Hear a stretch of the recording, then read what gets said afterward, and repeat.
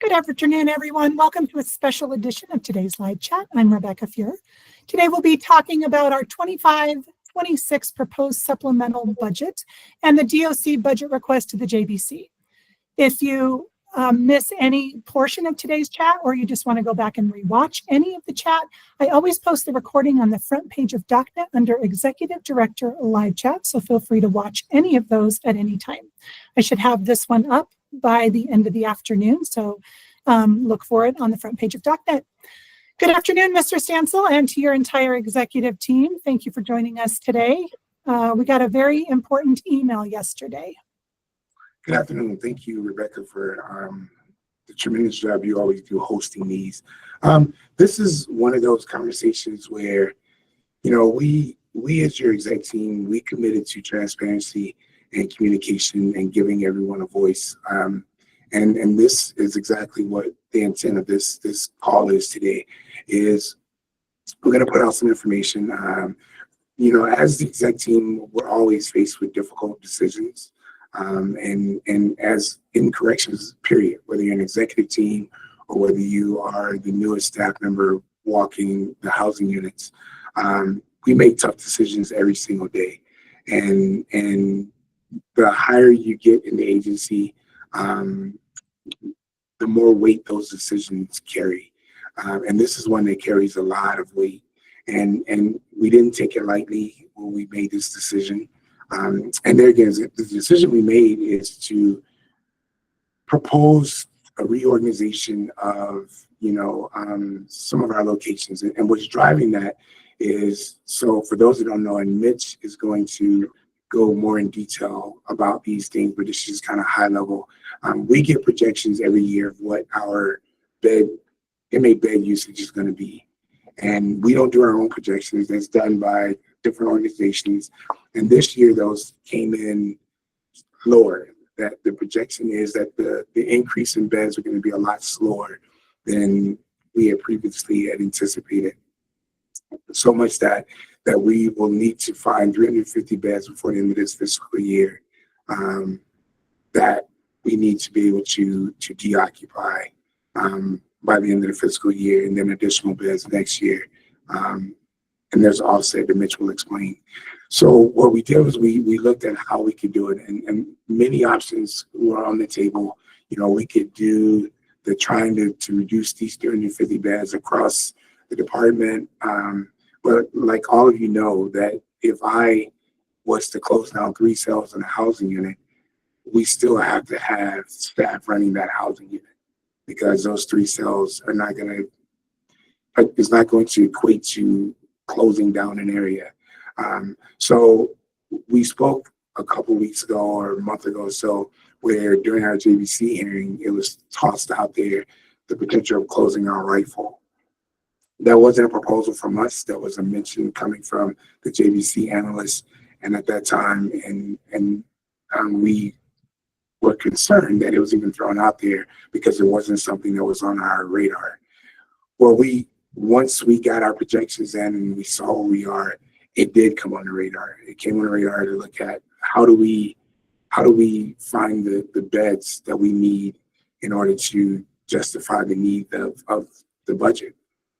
Well, once we start weighing the options between rifle and Skyline and just trying to do it all across, we landed on relocating the program, the Beacon program, from Skyline to 4 Mile and expanding it into other locations, Rifle and Delta, over the period of time. First of all, I want to say hats off to the staff at the Skyline facility.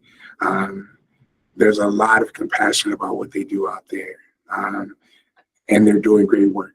There's data to support that program is making a difference, and it is doing exactly what the program was designed to do.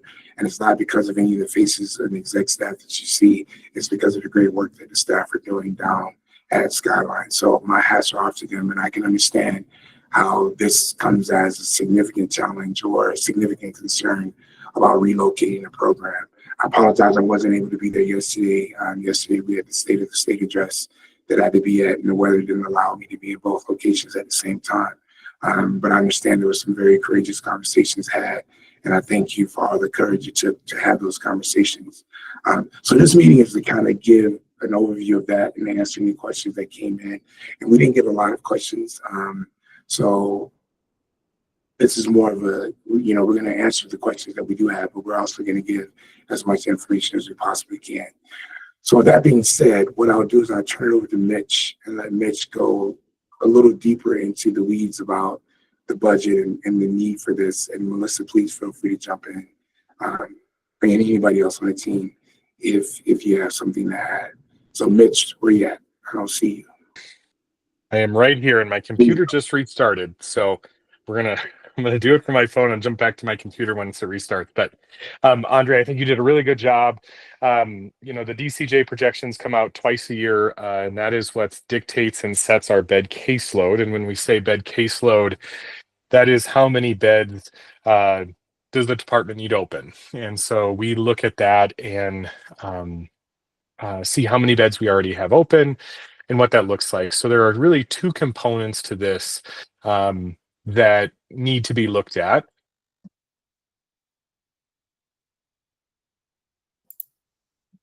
Sorry, my computer just restarted. What it looks at is, so one is what's called the supplemental, and that is between now and the end of the fiscal year. And that accounts for April, May, and June. And then we have what's called a budget amendment, which is for next fiscal year. So what this is showing, like Andre alluded to, is 350 beds for this fiscal year, with some opening back up at the beginning part of next fiscal year because the growth is slower. All of our budgets for that is set by the amount of beds. I know some people have asked what's the target that we needed to reduce by for dollar amounts. It is not necessarily dollar driven. It is by the number of beds that are needed. And then we have to back into what the cost of those beds are. And so that's what gets us to the dollar amount as we move through that process. So, yeah. And then a kind of timeline too, because I think people are probably asking about that. This went over yesterday to the JBC, so the Joint Budget Committee. They will start to review that, and they already are. We already have questions from JBC members already this morning that we are answering by close of business today. They will then go into hearing over the next probably 5 to 6 weeks, and then vote on the final process of what that is. Generally mid-February, mid to late February is when those are voted on. And then we have to achieve those savings by April 1st. So from April 1st to June 30th is when we need to actualize those budgetary savings across the department. So, thank you, Mitch. Melissa, did you have anything you wanted to add to that? Okay. So there again, this is not something that we just sat down overnight and said, hey, this is what we're going to do. There's been a lot of thought put into how this is going to impact the department, how this is going to impact the staff that work in Skyline, how this is going to impact the incarcerated individuals as well as their family. So what we did is we've developed a very detailed communication plan. And I don't know if I prepared anyone to really talk about a communication plan.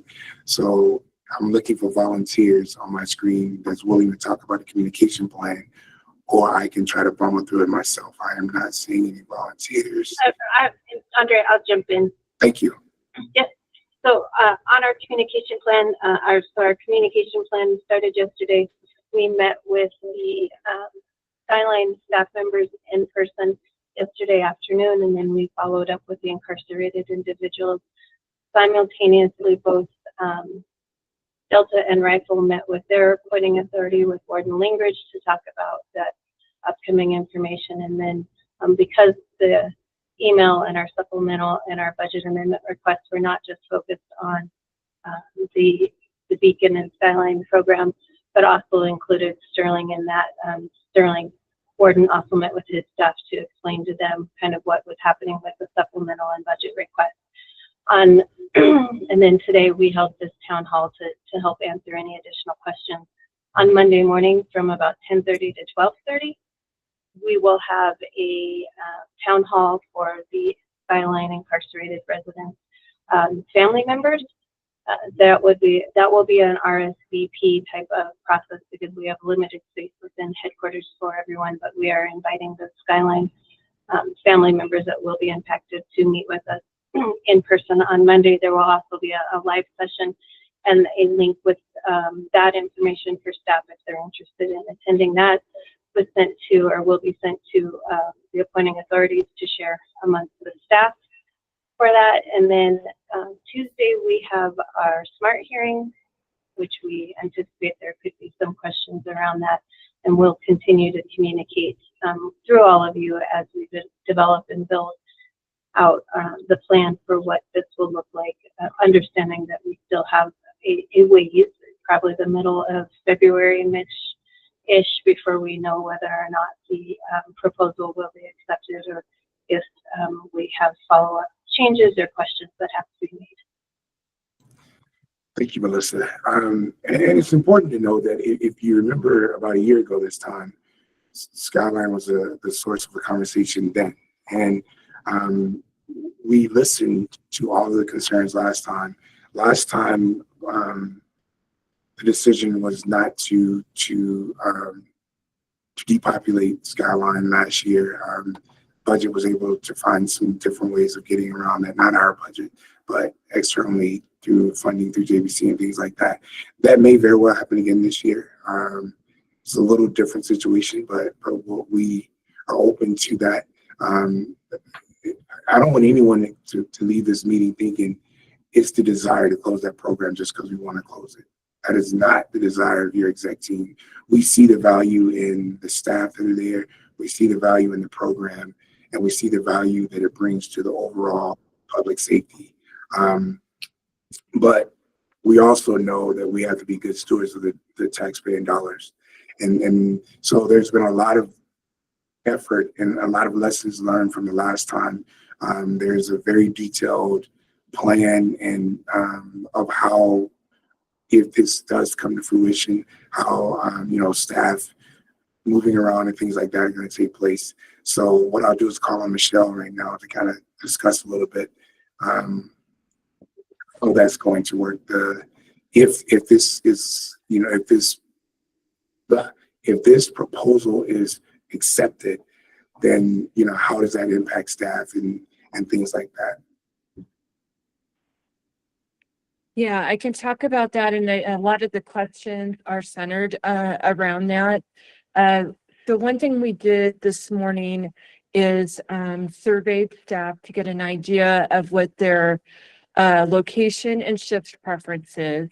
We're committed that there will be no job losses as a result of the relocation and expansion. Staff currently assigned to Skyline will have opportunities to transition to facilities within Canyon and Pueblo. So that'll be 4 Mile, Arrowhead, Fremont, Territorial, CSP, Centennial, as well as the Pueblo facilities. And so if staff choose, they may also be considered for transfers to job opportunities at other facilities. They just need to make us aware of that.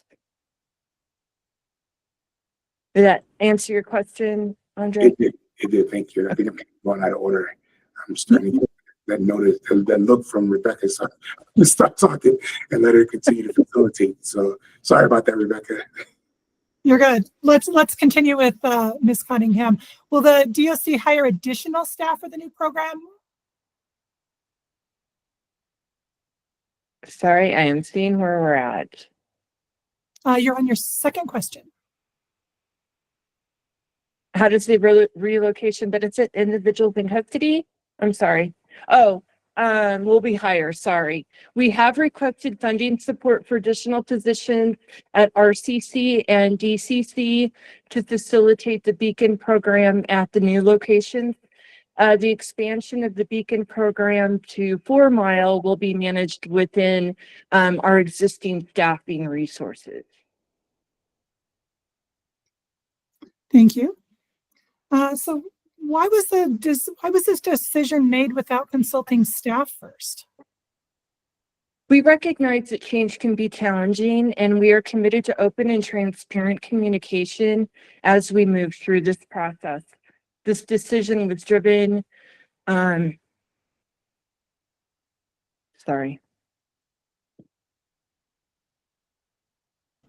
I can jump in while you're finding your place. In addition to what Michelle just said and what she's going to continue to say, there's another thing that drove how soon we can start talking about this. And I'll start, and Mitch, don't let me get butchered too much, but there's rules and regulations about how and when we can talk about proposals to the JBC.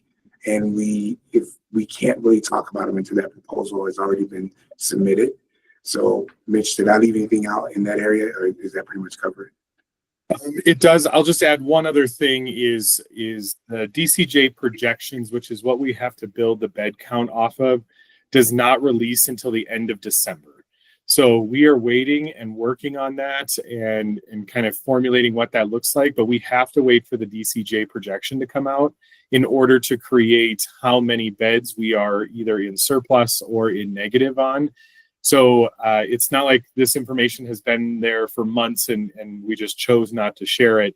It's a very, very condensed timeline on when we actually get that information, how we have to process the budgetary side of that, process with a number of different leaders across the department to figure out what those beds are, and then get approval through the governor's office. We are an executive branch, so we have to go through the process that the governor's team has set out for budget requests. And so it's following multiple patterns and processes. Thank you. Director Smith? And I just want to add, while that we did not have a ton of time to get this proposal together, we do expect to and look forward to working with staff members to really implement and plan for how this program will look as we move forward and as we begin to make transitions. So we will be encouraging and asking for support and input by staff. And if I could add, Rebecca, before we leave, if you have suggestions now, please start letting us know now. We communicated it as quickly as we could without getting any of us in trouble. But now that it's out there, we'll take any suggestions, any feedback, any recommendations that are out there. I mean, I hope by now, after 2 years in this position, I hope by now you're realizing that this is an exec team that really wants to hear from staff. We want to hear from those where the rubber meets the road and those where our decisions are truly impacting. So now that we're in a position where we can talk about it, please start blowing up our emails and telephone numbers and things with ideas and suggestions of how to make this transition smooth. Thank you. Let's go back to prison ops for just a few minutes. Director Smith, how will this impact the community around Rifle? So Rifle has a great working community within, or a working relationship within the community and the town's economy, and it plays ensuring that Rifle has opportunities for continued population of this just plays a key role in that supporting of the community. They also have a strong role in community corrections partnerships throughout that, and they also have a very strong role within peer-led programming resources and supports. There's Discovery Cafe and a number of other agencies that come in. So expanding the beacon to Rifle will just further strengthen these relationships. The community partnerships with community corrections and a ton of other community agencies. I apologize, everyone, within those areas. And I know that the Rifle staff member and Delta staff members are super excited about the opportunity to just engage in this thought-provoking and great program. When do you expect the changes to be made? Let me jump in real quick. Oh, sure. That was a very important denominator when we were choosing where we made these cuts to, because had we chosen Rifle, it would have had a huge negative impact on the community. So that was one of the questions was, how did we choose Skyline over the other choices? That was one of the major denominators in the equation when we were looking at it.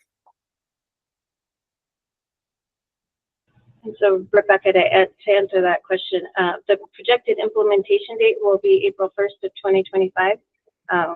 Again, we won't have, a a final decision until late February-ish, mid-February, late February timeframe. However, we are actively starting to cross-train and really start to have conversations to start and begin the implementation process, because we do want this to be as fluid and as impactful in a positive manner as we possibly can have. So you talked about cross-training. What additional training will staff receive for the proposed change to the beacon?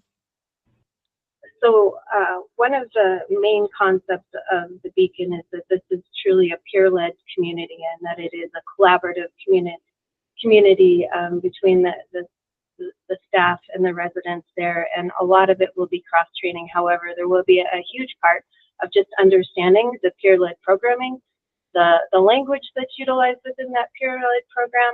There is a policy, an AR out there as well, that really kind of defines what the beacon is. So a lot of it is just cross-training and really understanding what visitation looks like, what it means to be in a strong community such as the beacon program. And so just a lot of, I know, Warden Persons and Warden Lingbridge have already been in conversations with the management team at Skyline to just start to begin to bring staff in to understand what the beacon does and kind of the philosophy and mission behind that. And what happens if the caseload projections change again? Will the program need to be moved again?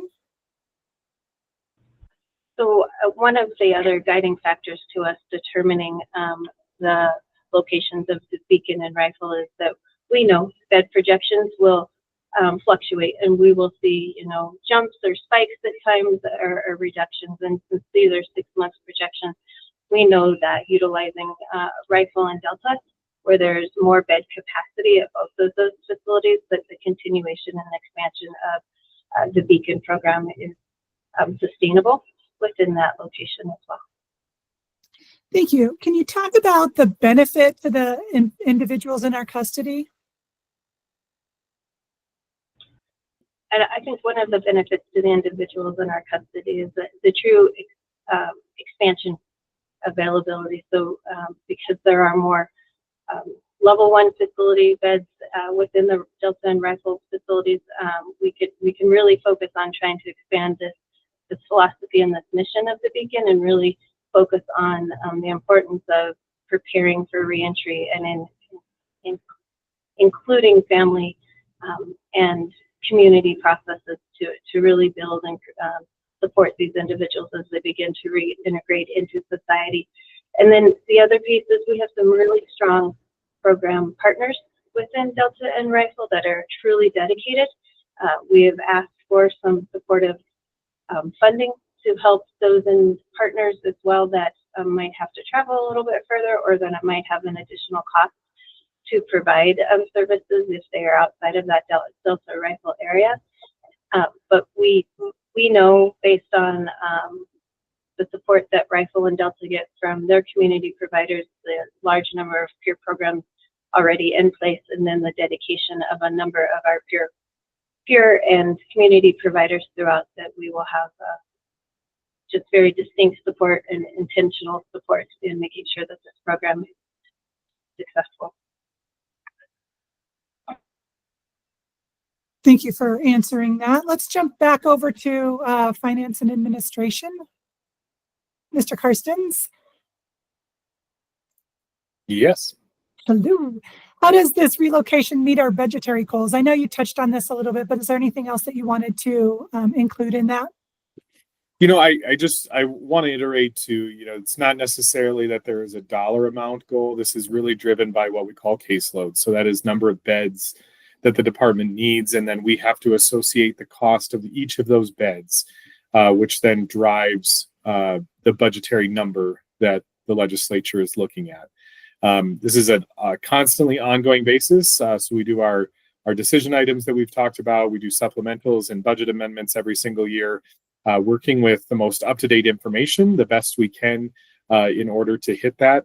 I know there was a question that we've had come in of, why is it just closing for 90 days? I understand that that is sometimes confusing, but the supplemental is to hit from April to June, and the budgetary numbers that we need to hit for that. So it is driven by the number of beds that we need is the main indicator.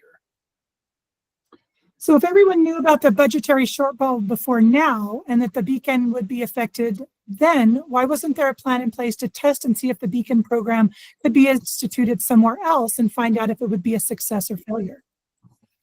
Yeah, so I think there's two parts to this. I'll take the first budgetary part, and then I'll let Director Smith take the Beacon portion of it. I think from the budgetary standpoint, as I've mentioned before, this is a highly condensed timeline that the budget team works on within the state budget process. So we get our budget projections in December, and we work very quickly over the holidays to be able to pull that together.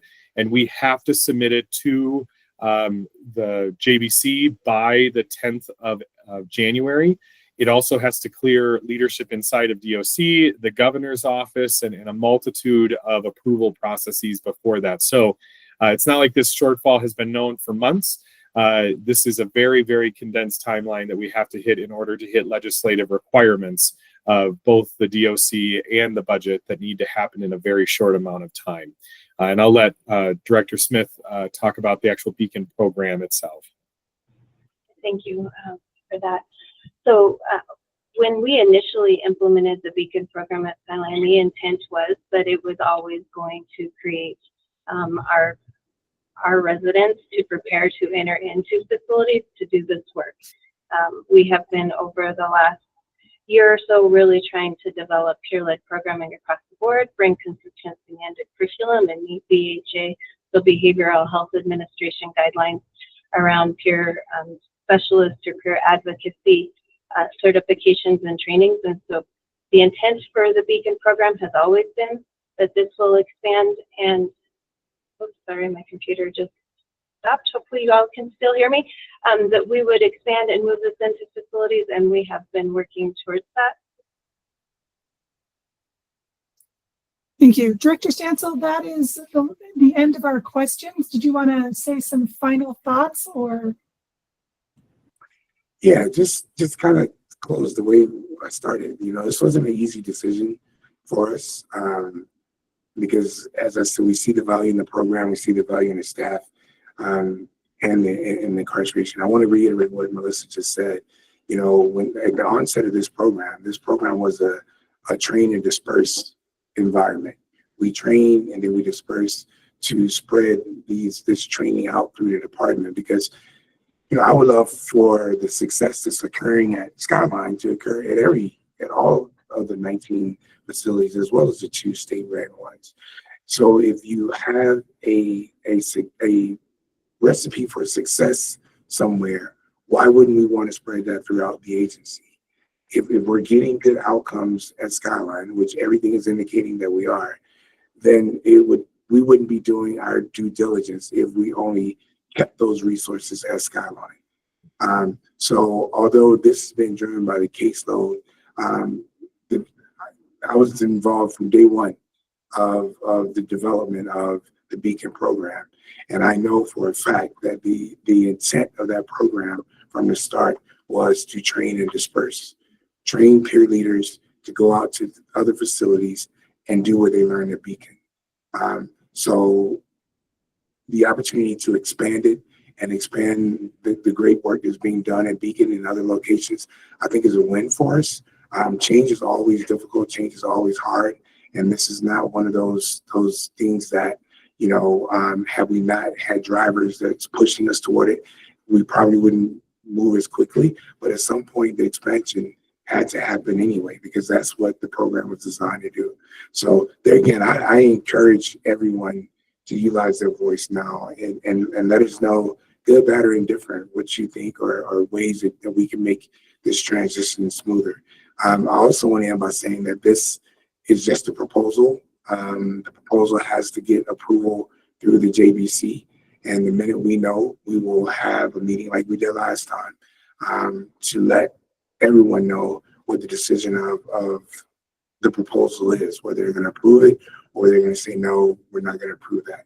And then we're back to the drawing board. But I thought it was important for us to have these meetings and to develop a communication plan to try to, one, get as much accurate information out there, because there's already, I'm getting emails already of misinformation that's floating around, and that is always the killer of a successful transition, is misinformation. So the more we can get accurate information out there, the better.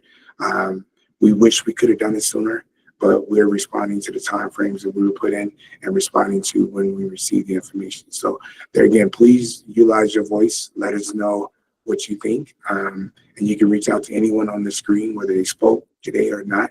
You can reach out to any of us with ideas, suggestions, comments.